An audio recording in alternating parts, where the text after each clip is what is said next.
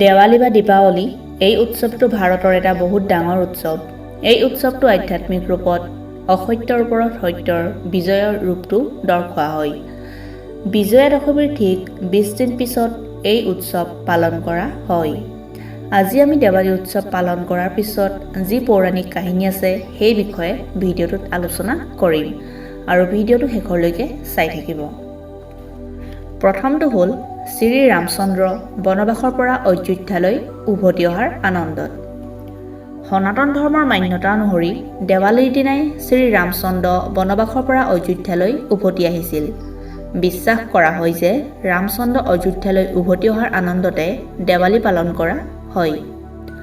মন্থৰাৰ বেয়া বিচাৰ তথা মনোভাৱৰ দ্বাৰা ভ্ৰমিত হৈ ভৰতৰ মাতৃ কৈকেয়ীয়ে শ্ৰী ৰামচন্দ্ৰক তেওঁৰ পিতৃ দশৰথৰ ওচৰত 14 বছৰ বনবাসলৈ পঠিয়াবৰ কাৰণে দশৰথক বচনবদ্ধ কৰায়। ৰামে দশৰথৰ আদেশ পালন কৰিবৰ বাবে নিজৰ পত্নী সীতা আৰু ভায়েক লক্ষ্মণৰ সৈতে 14 বছৰ বনবাসৰ বাবে বনলৈ গ'ল। ৰামচন্দ্ৰ 14 বছৰ বনবাসৰ অন্ত হোৱাত দেৱালীৰ দিনা অযোধ্যালৈ উভতি আহিল আৰু সেই আনন্দতে সমগ্ৰ অযোধ্যাবাসীয়ে গোটেই ৰাতি বন্তি তথা দীপ জ্বলাই আনন্দ কৰিলে আৰু তেতিয়াৰ পৰাই দেৱালী পালন কৰা হয় পাণ্ডৱসকল পুনৰ নিজৰ ৰাজ্যলৈ ঘূৰি যোৱাৰ আনন্দত। দ্বিতীয় মান্যতা অনুসৰি মহাভাৰতৰ মতে কৌৰৱসকলে পাশা খেলত শকুনি মামাৰ চলনাৰ সহায়ত পাণ্ডৱসকলক হৰুৱাইছিল আৰু পাণ্ডৱসকলে সকলো হাৰি 13 বছৰৰ বাবে বনবাসত থাকিব লগা হৈছিল।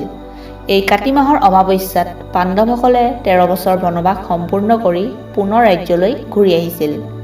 পাণ্ডৱসকল ঘূৰি অহাৰ আনন্দত সমগ্ৰ ৰাজ্যবাসীয়ে দীপ তথা বন্তি জ্বলাই আনন্দ কৰিছিল। তৃতীয়টো হ'ল ভগৱান শ্ৰীকৃষ্ণৰ নৰসিংহ ৰূপৰ দ্বাৰা নৰকাসুৰ ৰাক্ষসক বধ কৰাৰ আনন্দত দেৱালী পালন কৰা হয়। নৰকাসুৰ প্ৰাগজ্যোতিষপুৰ নগৰৰ ৰজা আছিল। নৰকাসুৰে নিজৰ শক্তিৰ সহায়ত ইন্দ্ৰ, বৰুণ, অগ্নি, বায়ু দেৱতা আদি সকলো দেৱতাকে পৰাজিত কৰিছিল। নৰকাসুৰে 16,000 স্ত্ৰীক বন্দী কৰি নিজৰ ৰাজপ্ৰসাদত ৰাখিছিল। যেতিয়া নৰকাসুৰৰ অত্যাচাৰ বাঢ়ি যাবলৈ ধৰিলে তেতিয়া দেৱতাসকলে তথা সকলো ঋষিয়ে ভগৱান শ্ৰীকৃষ্ণৰ চৰণ পালেগৈ আৰু নৰকাসুৰৰ অত্যাচাৰৰ পৰা মুক্তি দিবৰ বাবে প্ৰাৰ্থনা কৰিলে। ভগৱানে তেওঁলোকক মুক্তি দিবৰ বাবে আশ্বাস প্ৰদান কৰিল। ভগৱান শ্ৰীকৃষ্ণই কাতি মাহৰ কৃষ্ণপক্ষৰ চতুৰ্দশী দিনা নৰসিংহ ৰূপত নৰকাসুৰক বধ কৰি সকলো দেৱতা ঋষিমুনি তথা 16,000 স্ত্ৰীক নৰকাসুৰৰ আতংকৰ পৰা মুক্তি দিলে। এই আনন্দতে সকলোৱে দ্বিতীয় দিনা অৰ্থাৎ কাতি মাহৰ অমাৱস্যাত নিজৰ ঘৰত বন্তি প্ৰজ্বলন কৰিলে আৰু তেতিয়াৰ পৰাই দেৱালী পালন কৰা হয় বুলি বিশ্বাস আছে। চতুৰ্থটো মান্যতা হ'ল দেৱী লক্ষ্মীৰ আৱিৰ্ভাৱ। সমুদ্ৰ মন্থনৰ সময়ত কাতি মাহৰ অমাৱস্যাৰ দিনা লক্ষ্মী দেৱীৰ আৱিৰ্ভাৱ হৈছিল। লক্ষ্মী দেৱীক ধন আৰু সমৃদ্ধিৰ দেৱী বুলি বিশ্বাস কৰা হয়। সেইবাবে এই দিনটোত লক্ষ্মী দেৱীক বিশেষ পূজা কৰা হয়।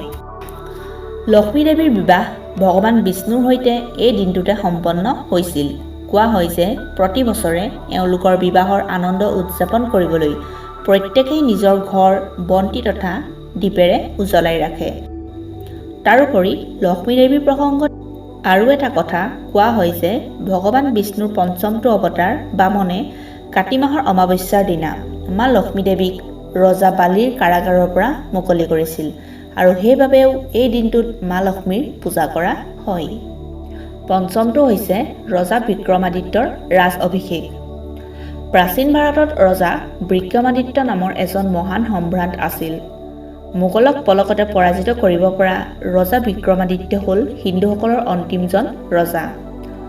এওঁ এজন বহুতেই আদৰ্শৱান আৰু উদাৰ হৃদয়ৰ অৰ্থাৎ উদাৰ প্ৰকৃতিৰ ৰজা আছিল আৰু এই ৰজাজনৰ ৰাজ অভিষেক হৈছিল কাতি মাহৰ অমাৱস্যাতেই আৰু তেওঁক স্মৰণ কৰাৰ উদ্দেশ্যে তথা তেওঁৰ গুণসমূহ মনত ৰখাৰ উদ্দেশ্যে চাকি বন্তি জ্বলাই সকলোৱে দেৱালী পালন কৰা হয় বুলি এক বিশ্বাস আছে। ষষ্ঠটো হৈছে শিখসকলৰ কাৰণে এক বিশেষ দিন। এই দিনটোতে সকলো শিখে তেওঁলোকৰ তৃতীয় গুৰু অমৰ দাস গুৰুজীৰ আশীৰ্বাদ ল'বৰ বাবে একগোট হয়। 1577 চনত এই দিনটোতে স্বৰ্ণ মন্দিৰৰ আধাৰশিলা স্থাপন কৰা হৈছিল তাৰোপৰি 1619 চনত কাতি মাহৰ অমাৱস্যাৰ দিনা শিখসকলৰ ষষ্ঠ গুৰু হৰগোবিন্দ সিংহক কাৰাগাৰৰ পৰা মুকলি কৰি দিয়া হৈছিল। আৰু সপ্তমতে হৈছে জৈন ধৰ্মাৱলম্বী লোকৰ বাবে দেৱালী হ'ল এটা বিশেষ দিন। জৈন ধৰ্মাৱলম্বী লোকৰ বাবে দেৱালীৰ দিনটোৰ বহুতেই মহত্ব আছে। এই দিনটোত আধুনিক জৈন ধৰ্মৰ স্থাপনা হৈছিল। এই দিনটোত এই ধৰ্মাৱলম্বী লোকসকলে নিৰ্বাণ প্ৰাপ্তিও লাভ কৰে। দেৱালী উৎসৱটোত অসত্যৰ ওপৰত সত্যক বিজয়ৰ প্ৰতীক হিচাপে ধৰা হয় আৰু এই দিনটোৱে মানুহক পুনৰ মনত পেলাই দিব বিচাৰে যে সত্য আৰু ভাল কৰ্ম সদায় জয়ী হয়। এই দিনটোত ফটকা ফুটোৱাটো শুভ বুলি মনা যায় আৰু ফটকাৰ আৱাজে পৃথিৱীলোকত থকা ব্যক্তিৰ যি আনন্দ সেইটো প্ৰদৰ্শন কৰে।